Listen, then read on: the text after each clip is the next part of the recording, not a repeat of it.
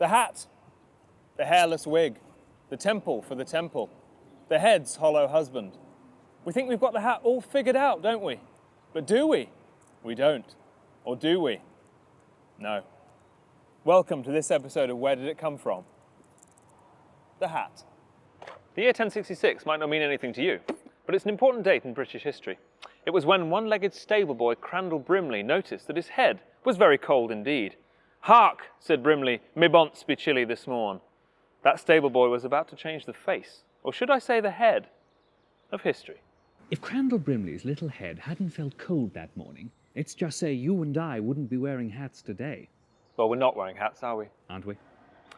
So Brimley's a radically important figure. Oh, radical. Could you argue that he was more important than Isaac Newton? I couldn't. And I wouldn't. This one's extremely me. When Brimley covered his chilly noggin with the only thing available at the time, a bucket of boiling hot tar, he died immediately of what medical historians call too hot head, but not before he'd started a craze which would sweep medieval Europe. So obviously people could only put molten tar on their heads for so long. Molten tar.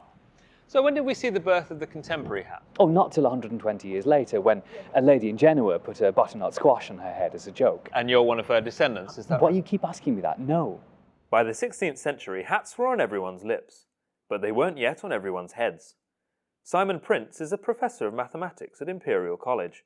He recommended that we speak to Georgia Morgan, a historian at the University of Edinburgh. Maths is more my thing. So, in 1605, James I had a large hat specially made for his birthday celebrations, and he wore it saying, "The king has got his hat on, hip hip hip hip hooray." The next day, over 400 million hats were sold in Britain. Bear in mind, the population at the time was only 12, and half of those were dogs. Of course, in the intervening centuries, hats exploded. Not literally, although tragically some have.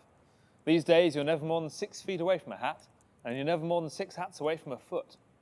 But where do hats go from here? I'm not sure. Maths is more my thing. That was the fascinating forgotten history of the hat. Next time on Where Did It Come From? Spaghetti. Where did it all go wrong? Until then, that's that. Or should I say, that's hat?